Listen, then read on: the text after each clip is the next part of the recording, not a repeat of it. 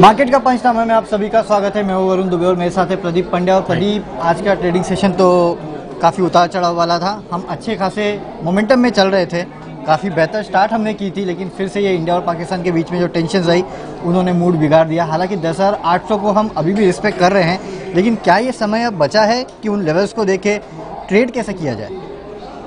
ये बहुत बड़ी मुश्किल है।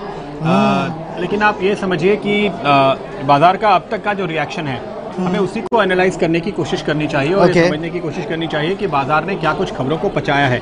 देखिए, ट्रेडर्स हमेशा ये मानते हैं कि प्राइस को सब पता है, बाजार को सब पता है, तो आज जो भाव है, आज जो लेवल है आपके सामने, आज जो पोजीशन है आपके सामने, अब तक की जो खबरें आई हैं वो सब कुछ वहाँ पे डिस्काउंटेड हैं। 10,800 के ऊपर निफ्टी की और निफ्टी फ्यूचर्स की आज की क्लोजिंग कह रही है कि बाजार में दिन के दौरान नर्वसनेस जरूर दिखी, लेकिन ट्रेडर्स कोई अपनी तेजी की पोजीशन बहुत छोड़कर चले गए हों, काट कर चले गए हों, ऐसा नहीं है। 4 दिन की तेजी के बाद बाजार में कल और आज का जो मूवमेंट है, मेरा ऐसा मानना है कि काफी कुछ करेक्शन या कंसोलिडेशन ऐसे भी होना था, क्योंकि आप वन वे 600 से करीब 850 यानी 10,600 से 10,850 के ऊपर निकलते हुए दिखाई दिए, 10,900 की तरफ बढ़े, तो ये इसमें कोई खास सरप्राइज नहीं है।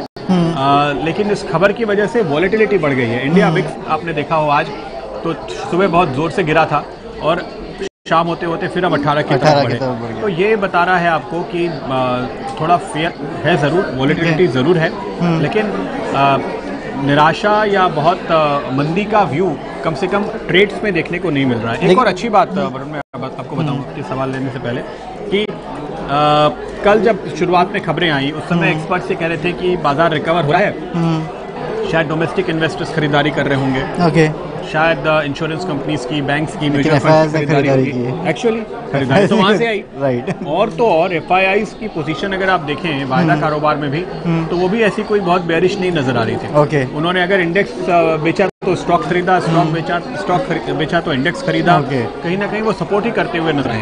इस लिहाज से मुझे नहीं लगता कि अभी तक एफआईआईज ने कहीं से भी कोई कमजोरी का व्यू लिया है, और इस महीने अब करीब 10,000 करोड़ की खरीदारी कैश मार्केट में एफआईआईज की ओर से हो गई है। तो आप कहेंगे उसमें कोटक को निकाल दीजिए, कोटक को निकाल दीजिए, उसके बाद देखिए, उसके बाद भी खरीदारी है। पिछले 2 दिनों की बाइंग देखिए, ये तो पिछले 2 दिनों की बाइंग देखिए, वो हौसला बढ़ाने वाली है। ओके प्रदीप, लेकिन एज ए ट्रेडर अब मैं थोड़ा कंफ्यूज हूँ। क्या इस गिरावट में खरीदारी करूँ, अच्छे स्टॉक्स पिक करूँ, या फिर जो टेंशन चल रही है उसके चलते स्टॉक मार्केट से दूर ही रहूँ कुछ दिन, वो ज़्यादा बेटर है? करना क्या चाहिए एज ए ट्रेडर? क्योंकि हमने कारगिल के वॉर का डेटा निकाला था, और वॉर जब से शुरू हुआ और जब से खत्म हुआ 35% के आसपास की तेज़ी देखी गई मार्केट में। हालांकि तब बेस काफ़ी लो था, वो बात अलग है, लेकिन आज अगर ये स्थिति उभरती है मेरे सामने, तो क्या मुझे अच्छे स्टॉक्स में खरीदारी कर लेनी चाहिए, इसे एज अ मौका देखना चाहिए, या फिर अभी दूर रहें जब तक ये टेंशन खत्म नहीं होती? ये बात आपकी सही है कि आपको बहुत सोच समझ कर खरीदारी करनी चाहिए।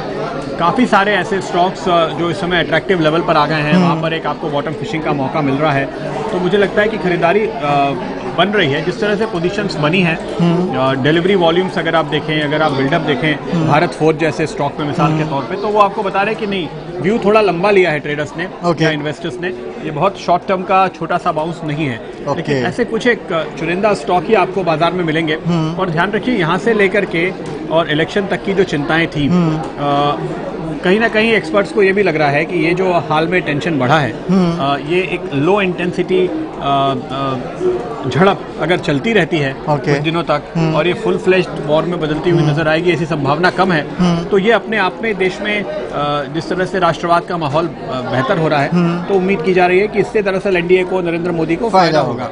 और जो लोग पहले 200 सीट आने की बात कर रहे थे नरेंद्र मोदी के लिए, वो 250 की बात करने लगे हैं।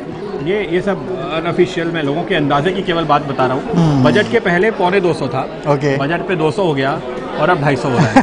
तो ये जो स्विंग है, बाजार को कहीं ना कहीं ये भी ख्याल है। और देखिए, बाजार में बहुत सारे ऐसे निवेशक हैं, इवन फंड मैनेजर्स हैं, पोर्टफोलियो मैनेजर्स हैं, उनसे आप पूछिए, वो सब कह रहे थे कि हमको मौका मिलेगा इलेक्शन के पहले, उसका इंतजार करके आप बैठे हुए थे। तो मौका तो आपको भाव में ही चाहिए ना, और क्या चाहिए?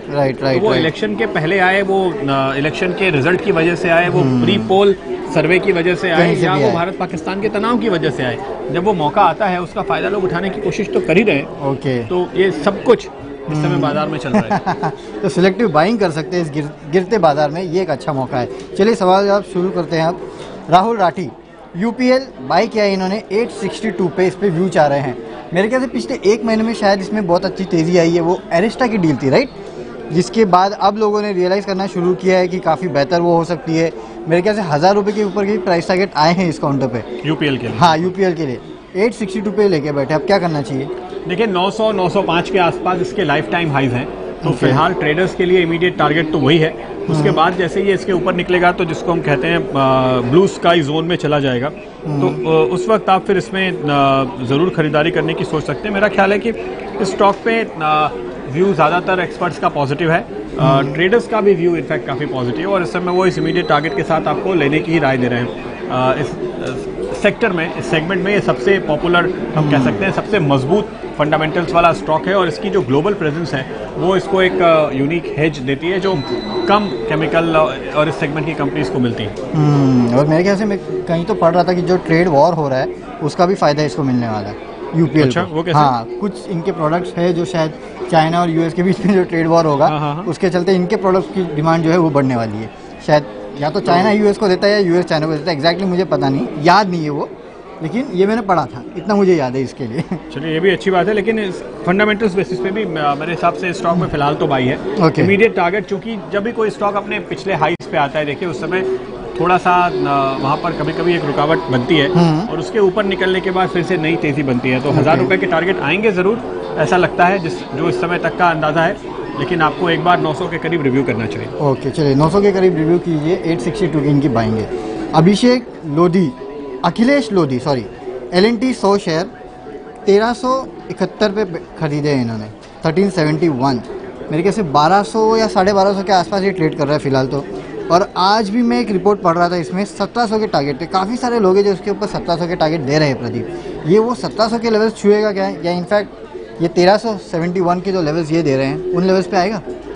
देखिए L&T फिलहाल बाज़ार में मजबूती दिखा रहा है, ये आप ध्यान में रखिए। अब यहाँ पे दो बातें हैं, फंडामेंटली सवाल यह है कि डिफेंस का भी एक्सपोजर है, और जब बाजार में अभी तनाव बढ़ रहा है, आज आपने देखा भारत डायनेमिक्स में खरीदारी हुई, इवन भारत फोर्ज की खरीदारी के पीछे भी एक डिफेंस का एंगल समझा जा सकता है। L&T पे भी वो एंगल कुछ हद तक काम करता है। इसके साथ साथ जो बड़ा टेक्निकल डेवलपमेंट इसमें है, जो उन्होंने बाईबैक अनाउंस किया था, अब इसके लिए वो सेबी में रिव्यू करने के लिए गए, वहाँ पे क्या नतीजा आता है उस पर सभी की नज़र होगी। तो कमज़ोर बाजार में इन सारी खबरों के बीच एक ये स्टॉक मजबूती दिखा रहा है, लेकिन मेरा टारगेट यहाँ पर इमीडिएटली करीब 1450 1460 के आसपास का ही है। अभी मैं उसके ऊपर के टारगेट, मुझे लगता है कि थोड़ी जल्दबाजी होगी अभी तक के। तो 1370 पे अगर लेके बैठे तो निकल जाए उन लेवल्स पे आते सही कि बने? अगर आपको 1450 के आसपास का टारगेट मिले तो वहाँ पर आप एक बार की मुनाफा वसूली कीजिए, मेरी राय में तो, क्योंकि जो गाइडेंस मिला है कंपनी की ओर से वो बहुत ज़्यादा कन्विंसिंग इस समय नहीं है, और बहुत ही रियलिस्टिक गाइडेंस नाइक साहब हमेशा देते रहे, तो हमें लगता है कि इस समय के लिए ये टारगेट काफ़ी है। इसके बाद आगे अगर बाजार का मूड बदल गया, अगर हम नए हाइस की तरफ जाने लगे, अगर एक उछाल इकोनॉमी में और मजबूत हुआ जो अभी दिख नहीं रहा है, तो फिर सोचेंगे। ओके, तो चलिए बाद में सोचेंगे इसके ऊपर, लेकिन 1400-1450 के लिए इमीडिएट टारगेट में आप इसमें देख सकते हैं। Bhargava Madhvani, ICICI bank, long @347 के लेवल्स पे इनकी खरीदारी है, इतना तो समझ में आ गया इसमें। अब ये लॉन्ग टर्म व्यू चाहते हैं कि शॉर्ट टर्म, ये समझ में नहीं आ रहा, लेकिन प्रदीप फिर ICICI बैंक जैसे स्टॉक में मेरे ख्याल से लॉन्ग टर्म व्यू लेना ही ज़्यादा बेटर होगा। जी हाँ, तो ICICI बैंक आपने खरीदा है 347 पे। थोड़ा सा अटक रहा है यहाँ पे इन लेवल्स के आसपास ICICI बैंक। हालांकि ज़्यादातर लोगों की राय ये है कि इसके एक्स CEO चंदा कोचर और उनके पति के खिलाफ जो कार्रवाई हो रही है उससे बैंक को कोई लेना देना नहीं है, लेकिन जब ये खबरें बहुत ज़्यादा आती हैं तो उससे थोड़ी सी चिंता बढ़ती है और थोड़ी बहुत सेलिंग देखने को मिल रही है। लेकिन अगर आप ओवरऑल एक व्यू लेंगे ICICI बैंक पे, तो मुझे लगता है कि ये स्टॉक जल्द ही इस रेंज से बाहर निकलेगा और आपको एक अच्छी तेज़ी दिखाएगा, ऐसी हम उम्मीद कर सकते हैं। फिलहाल एक छोटे से रेंज में ट्रैप है, आपका जो लेवल है वो ऊपर की तरफ है और वहीं पे दरअसल रुकावट देखने को मिल रही है। तो मुझे लगता है कि जब ये 350 के ऊपर एक बार की निकलेगा तो ज़्यादा तेज़ी पकड़ेगा, तब तक थोड़ा सा एक रेंज में घूमता हुआ आपको नज़र आएगा, और बहुत बड़ी रेंज भी नहीं है, 325 से 350 55 के आसपास की एक रेंज है, जिसमें अब देखिए 3-4 हफ्ते से घूम रहा है। तो साइडवेज चल रहा है, समय इस रेंज के अंदर ट्रेड हो रहा है। आपको इसमें से ऊपर की तरफ ब्रेकआउट मिलेगा तभी इसमें आपके लेवल आएंगे और आपके इसके ऊपर आपका मुनाफा बनता हुआ दिखाई देगा। तो इस समय होल्ड कीजिए। मुझे नहीं लगता कि यहाँ पे कोई घबराने की ज़रूरत है। ये कंसोलिडेशन के दौर से गुजर रहा है और मेरे हिसाब से अब देखिए युद्ध वाली स्थिति हो जाए, बाजार में बड़ी गिरावट आ जाए, वो अलग बात है, क्योंकि ये निफ्टी बैंक का बड़ा कंट्रीब्यूटर है, निफ्टी का भी बड़ा कंट्रीब्यूटर है। तो अगर कोई निफ्टी बेचने आएगा तो ये गिर सकता है। अदरवाइज मुझे लगता है कि इसका ब्रेकआउट ऊपर की ओर आएगा, इसकी संभावना अधिक है। ओके, तो ऊपर ब्रेकआउट आएगा, आपको मिलेंगे अपने लेवल्स, बने रहिए। मार्कंडे गुप्ता, विप्रो 317 रुपये 50 पैसे लॉन्ग टर्म के लिए व्यू पूछ रहे। प्रदीप, आज क्रेडिट स्विस की एक रिपोर्ट थी और वो ये कह रहे थे कि ये स्टॉक में अच्छी तेज़ी इसके लिए हुई है क्योंकि लोग मान के चल रहे हैं कि इसके मार्जिन सुधरेंगे और 80 बेसिस पॉइंट के आसपास का मार्जिन सुधार ऑलरेडी लोगों ने इसमें फैक्टर इन कर लिया है। लेकिन वो कहते हैं कि इसके मार्जिन वॉलेटाइल रहेंगे, इतने अच्छे नहीं सुधरने वाले। पिछले 10 साल में तो एक कंपनी जो है अपने पीयर से हमेशा लैग ही करते हुए नजर आई है ग्रोथ में। तो 52 वीक हाई पे पहुंच गया था ऑलरेडी ये स्टॉक। अब यहाँ से क्या करना चाहिए? 317 रुपये 50 पैसे के आसपास इन्होंने लिया है, मेरे ख्याल से इसी रेट पे इनका 52 वीक हाई था स्टॉक का। मुझे थोड़ा सरप्राइज हुआ ये रिपोर्ट देखकर ऑनेस्टली, क्योंकि मेरी हमेशा से ये राय रही थी कि इस स्टॉक को कभी भी 330 के आसपास मिले तो वहाँ पर आपको बेचना चाहिए, फिर ये नीचे मिलता है। लेकिन इस बार वहाँ पे एक ब्रेकआउट दिखाई दिया। परफॉर्मेंस वाइज भी अगर आप देखें तो यहाँ पर परफॉर्मेंस बुरा नहीं है और आईटी सेक्टर में इन जनरल इस समय एक पॉजिटिविटी देखने को मिल रही है। ऐसा लग रहा है कि बहुत मुश्किल समय से ये बाहर निकल रहे हैं। ऐसे वक्त में विप्रो पर ये जो सेल कॉल आई है ये थोड़ी सी चौंकाने वाली है। ज़्यादातर एक्सपर्ट्स इस समय ये कह रहे हैं कि अगर ये आपको नीचे आता है इस सेल कॉल की वजह से, यहाँ से और गिरता है थोड़ा, यानी वही 330, 35, 40 की रेंज में अगर कहीं मिलता है तो वो लेने के लिए बहुत ही अच्छा मौका होगा। चूंकि एक बड़े एफआईआई की रिपोर्ट है, इसलिए अब अगर आपको नई एंट्री लेनी है तो मुझे लगता है कि थोड़े गिरावट का इंतजार कर लीजिए। बहुत जल्दबाजी में आप यहाँ पर तुरंत एंट्री ना लें। लेकिन ये तो 370 पे लेके बैठे, लॉन्ग टर्म व्यू पूछ रहे हैं, तो आपको नीचे के स्तर पे आप 370 की इनकी कॉस्ट 317 ओके। मुझे लगा कि 370 तो अभी हुआ है। तो आप टिके रहिए, कोई दिक्कत नहीं है। मुझे नहीं लगता कि आपको यहाँ पे घबराना चाहिए। देखिए शॉर्ट टर्म में गिर सकता है। अगर आपको लगता है कि आप ट्रेड करना चाहते हैं, क्योंकि ये ऊपर आया है और आपके पास पुरानी पोजीशन है, तो मैं आपसे ये कहूँगा कि 374 374 जहाँ पे आज की क्लोजिंग है, 372 या 371 का एक स्टॉप लॉस लगाइए। अगर इसके नीचे चला जाता है तो आप एक बार की निकलिए और फिर इंतज़ार कीजिए, करेक्शन में दोबारा से एंट्री लेने की कोशिश कीजिए। हालांकि ये बहुत ही इंपॉर्टेंट सपोर्ट लेवल है, यहाँ पे टिकना चाहिए। आज इसने बाजार में इतनी कमजोरी के बाद भी इस लेवल को होल्ड किया है, लेकिन अगर ये टूटता है तो एक बार आपको मुनाफा वसूली करनी चाहिए। 372 या नीचे के लेवल पर फिर से मिल सकता है स्टॉप लॉस रहेगा। चलिए ठीक है, लेकिन याद रखिए 530 540 के आसपास आता है तो फिर खरीदारी के अच्छे मौके होंगे। 330 340 के आसपास। संदीप उप्पल पूछ रहे हैं आईसीआईसीआई प्रूडेंशियल पे 700 शेयर है 348 के रेट पे, लेकिन इनका टाइम होराइजन आपको पसंद नहीं आएगा शायद। 10 साल का व्यू पूछ रहे हैं और आप कहते हो कि 10 साल के लिए तो कुछ नहीं लेना चाहिए। हाँ, एक्चुअली 10 साल के लिए कुछ नहीं लेना चाहिए, लेकिन 10 साल के नज़रिए से कुछ स्टॉक आपको लेने हो तो उनमें इंश्योरेंस जरूर शामिल होगा। आईसीआईसीआई प्रूडेंशियल पे व्यू बुलिश है, 10 साल का व्यू भी बुलिश है और 10 हफ्ते का व्यू भी फिलहाल तो बुलिश है। 10 दिन का व्यू भी बुलिश लग रहा है मुझे तो। इस बाजार में कुछ ऐसे स्टॉक जो मजबूत दिखाई दे रहे हैं, उनमें से ये एक है। बजट लगातार करते हैं, उसके बावजूद भी लोग अभी भी अपनी जो इंश्योरेंस की प्लानिंग है वो मार्च में ही करते हैं, जब टैक्स बचाने के लिए अंतिम डेट करीब आ जाती है। तो इसलिए यहाँ पर बाउंस आ रहा है। इसलिए मैंने बोला अगले कुछ हफ्तों का व्यू पॉजिटिव है। और अगर आप देखें तो हमारे देश में अभी भी इंश्योरेंस का पेनिट्रेशन बहुत कम है। हमारा देश अंडर इंश्योर्ड है और यहाँ पर अभी इंश्योरेंस काफ़ी ज़्यादा आगे 10 साल तक चलने वाला है कम से कम, ये सबको पता है। मेरी सलाह आमतौर पर ये होती है कि आप 3-4 कंपनियां मिला कर ले लीजिए और फिर उनके ऊपर आराम से बैठिए, सो जाइए और आपको अच्छा रिटर्न ये कमा कर देंगी। तो बहुत ही स्ट्रॉन्ग थीम है, आपको ज़रूर लेना चाहिए। लेकिन एक कंपनी पे बैठ करने की जगह मैं कहूँगा कि आप SBI लाइफ भी लीजिए, साथ में आप HDFC लाइफ भी लीजिए। प्राइवेट कंपनीज का एक पूरा पोर्टफोलियो बनाइए। ध्यान रखिए SBI लाइफ भी प्राइवेट कंपनी है, सरकारी बैंक उसका प्रोमोटर भले ही हो। तो 3-4 कंपनियों का एक पोर्टफोलियो बनाकर होल्ड कीजिए। आईसीआईसीआई लोम्बार्ड को भी शामिल कर लीजिए इसमें, क्योंकि ये भी कंपनी अच्छा कर रही है। ओके, तो इंश्योरेंस टीम काफ़ी अच्छी लगती है प्रदीप। चलिए ठीक है। सुकांता दाम, भारत फोर्ज 661, क्या करना चाहिए प्रदीप? इनके ऊपर से वो ट्रेड वॉर के बादल हट चुके हैं क्या? मदरसन सुमी चला, टाटा मोटर्स चला, भारत फोर्ज भी थोड़ा चला है। लोगों को ये लग रहा है एक्चुअली कि शायद ये सब कुछ रिजॉल्व होगा और इवन ब्रेग्जिट भी रिजॉल्व हो जाएगा, तो बाजार इनको डिस्काउंट करने की कोशिश कर रहा है इस समय। ओके। और एक पॉजिटिव रिपोर्ट आई थी, क्रेडिट स्विस की थी, फ्राइडे को एक रिपोर्ट आई थी मदरसन पे, उसके बाद उसने रफ्तार पकड़ी, फिर भारत फोर्ज इसमें शामिल होता हुआ नजर आया। तो ये तेजी के दौर में इस समय ये स्टॉक दिखाई दे रहे हैं।